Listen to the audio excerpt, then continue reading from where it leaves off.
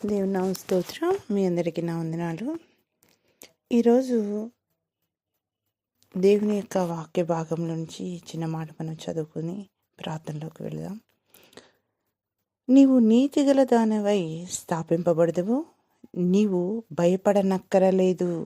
బాధించువారు నీకు దూరముగా నుందురు. భీతి నీకు దూరముగా ఉండును, అది నీ దగ్గరకు రానే రాదు. Amen, amen, amen. గ్లోరీ, హల్లెలూయా. ఇక్కడ యెషయా గ్రంథంలో దేవుని యొక్క మాటలు ఇది మనం చదువుకుంటున్నాం. నువ్వు నీతిగల దానివై స్థాపింపబడదువు. నువ్వు నీతిగల దానివైతే స్థాపించబడతావు అంటున్నాడు. నువ్వేమాత్రం భయపడనక్కర్లేదు అంటున్నాడు. నిన్ను బాధించువారు నీకు దూరంగా ఉంటారంటున్నాడు. భీతి నీకు దూరంగా ఉండనంట. ఒక భయము మన జీవితంలో ఉంటుంది, అది నీకు దూరం అవుతుంది అంటున్నాడు. అది నీ దగ్గరకు రానే రాదు అంటున్నాడు. జనులు గుంపుగూడిన వారు నా వలన కూడరు, నీకు విరోధముగా గుంపుగూడి వారు నీ పక్షపు వారగుదురు. హల్లెలూయా, హల్లెలూయా. ఇక్కడ దేవుని యొక్క మాట చూడు ఎంత ఆదరణకరంగా ఉందో. జనులంట కూడినను వారు నా వలన కూడరు, నీకు విరోధముగా గుంపుగూడిన వారు నీ పక్షపు వారగుదురు. హల్లెలూయా. ఎవరైతే నీకు విరోధంగా ఉంటారో, ఎవరు నీకు విరోధంగా గుంపు కూడి ఉంటారో వాళ్ళనంట దేవుడు ఏం చేస్తాడంట, నీ పక్షపు వారుగా చేస్తాడంట. ఆలకించుము. నిప్పులూది తన వృత్తికి తగినట్టుగా పనిముట్టు చేయు కుమ్మరిని సృజించేవాడను నేనే. నిప్పుల్ని ఊది అది ఆ బూడిదంతా, నిప్పుల మీద ఉన్న బూడిదంతా పోయి ఎర్రగా మంట వస్తుంది.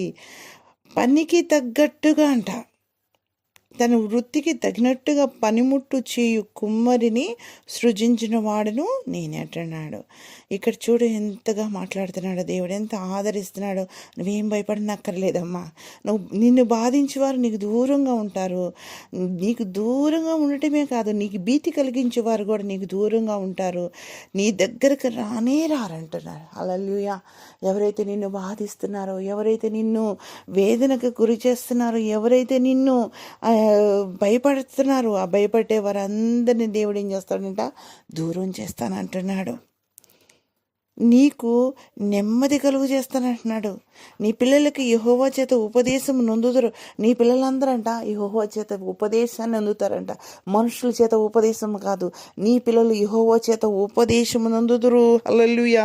నీకు విరోధంగా రూపింపబడి ఏ ఆయుధము వర్ధిల్లదు అంటున్నాడు. న్యాయ విమర్శలో నీకు దోషారోపణ చేయు ప్రతి వానికి నీవు నేరస్థాపన చేసేదో. హల్లెలూయా. నీకు విరోధముగా రూపించు ఏ ఆయుధము వర్ధిల్లదు. యెహోవా నీ పక్షమునున్నాడు. నీ పక్షమై ఉన్నవాడు దేవుడు ఏమంటున్నాడు, నీకేదైతే విరోధంగా రూపబడుతున్నదో అది ఏమాత్రం వర్ధిల్లదు. ఆలకించు. జనులు గుంపుగూడి వారు నీ దగ్గరకు వస్తారేమో, నీ పక్షంగా వస్తారేమో, నీకు వ్యతిరేకంగా ఉన్న వాళ్ళని దేవుడు ఏం చేస్తారంట, నీకు విరోధంగా గుంపు కూడిన వారు ఏం చేస్తారంట, నీ పక్షపు వారైపోతారు. వారందరూ నీకు సపోర్ట్ వస్తారు. ఇంత గొప్ప వాగ్దానం దేవుడు మనకిస్తున్నాడు. ఇంత గొప్ప వాగ్దానము దేవుడు మనకిస్తున్నాడు.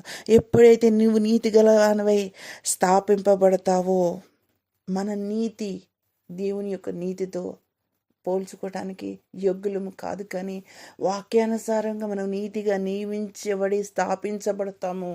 అప్పుడు నువ్వు నీతిగల దానివై స్థాపింపబడినప్పుడు నువ్వు భయపడనవసరం లేదు, భయపడనక్కర్లేదు. నిన్ను బాధించే వారు నీకు దూరంగా ఉంటారు. దేవుని యొక్క సన్నిధిలో ఇది నన్ను ఏ బాధతో ఉన్నావో, ఏ భయముతో ఉన్నావో, ఏ భీతితో ఉన్నావో దేవుని సన్నిధికి వచ్చి, ప్రభువా నా నీతిని బట్టి కాదయ్యా, నీ నీతిని బట్టి, నీ యథార్థతను బట్టి నాకు నీ ఇరుకుల నుంచి నన్ను విడిపించు ప్రభువా. ఈ ఇబ్బంది ఇప్పుడు ఎంతమంది అయితే వచ్చి నీ గుంపుగూడి ఉన్నారో వారందరూ ఏమంట, వారందరూ ఏంటంట నీ వారు, నీ పక్షపు వారు అవుతారు. నీకు విరోధముగా గుంపు కూడిన వారందరూ ఏం చేస్తారంట, దేవుడు నీ పక్షవారుగా చేస్తాడు. ఇది నాన్న దేవుడు అట్టి గొప్ప కార్యం మన పక్షాన చేయనట్లు, అంత గొప్ప కార్యం మన పట్ల చేయనట్లుగా మనం ప్రార్థన చేద్దాం. దేవా, శత్రువును ఎదుర్కొనే శక్తి నాకు లేదు ప్రభా. నీతిగల దాన్నై నీ సన్నిధిలో స్థాపింపబడే విధంగా నాకు నేర్పించాయా. నా నీతిని బట్టి కాదు ప్రభా, నీ వాక్యమని అయా వాక్యానుసారంగా జీవించే ఆ కృపను మాకు ఇవ్వయ్యా. ఇదిగో ఈ దినమున నాయన యెషయా ప్రవక్తుడు అయా ఇదిగో యెషయా ప్రవక్త ద్వారా మాట్లాడిన విధానం బట్టి నీకు వందనాలు స్తోత్రాలయ్యా. నీతిగల దానై నీ సన్నిధిలో స్థాపించబడినప్పుడు తండ్రి అయ్యా అయ్యా నువ్వు భయపడనక్కర్లేదని చెప్తున్నావు. బాధించేవారు నువ్వు దూరంగా ఉంటానంటున్నావు. అయ్యా, ఎంతోమంది నన్ను బాధిస్తున్నారు, వేదన గురి చేస్తున్నారు.